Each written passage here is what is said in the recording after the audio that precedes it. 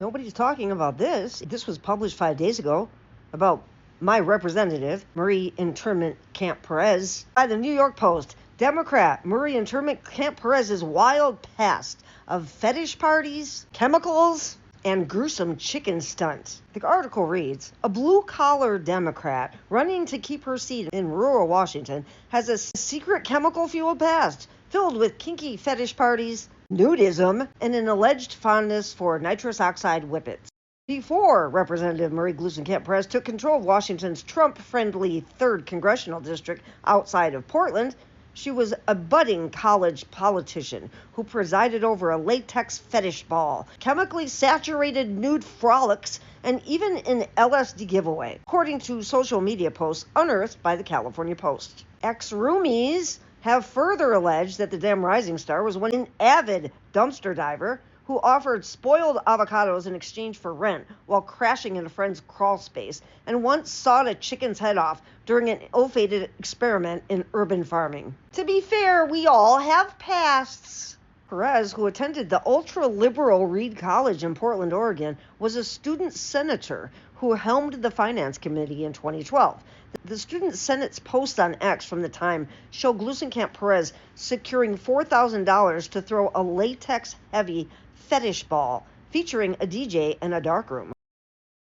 Or there's a photo of nude running. Although, to be fair, they paint their bodies blue, so you can't really tell, unless you zoom. I apologize for sharing my iPad, but it's faster. School's Fetish Club, which hosted the event, was known for teaching courses such as BDSM 201, which introduced students to flogging and caning, violent wand, and basic rope bondage, and a kinky crafts course on creating do-it-yourself bondage gear. I'm just wondering whether she's the sadist or the masochist. And I'm also wondering why we've heard nobody fucking talk about this. Nobody's talking about this. If this were AOC's past that were coming to light, and the past is the past, I don't think that we should judge this bitch, this loathsome, traitorous bitch, in my opinion, that's protected by the First Amendment of the Constitution. I don't really care what she did before. To be honest, this story, it doesn't move me, right?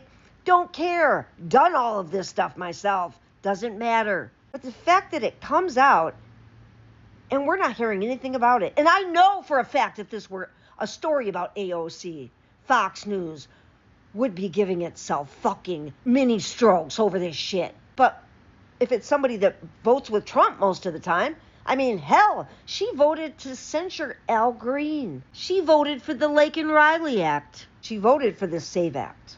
She voted for the big pile of steaming dog shit, too.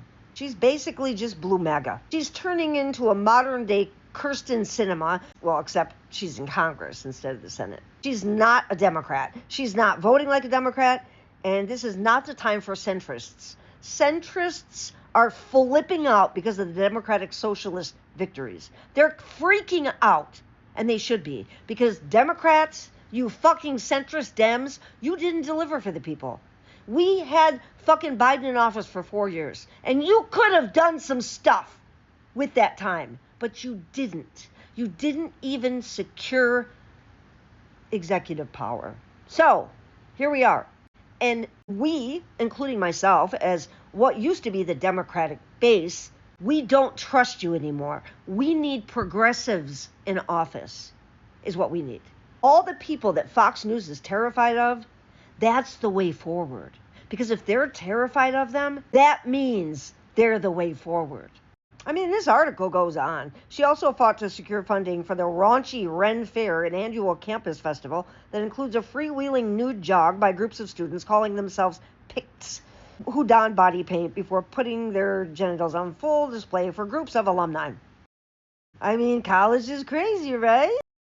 The $74,000 a year liberal arts school is known for its permissive chemical culture, even circulating a user's guide to all the chemicals. Of course, it was authored by the students of the Willamette Week.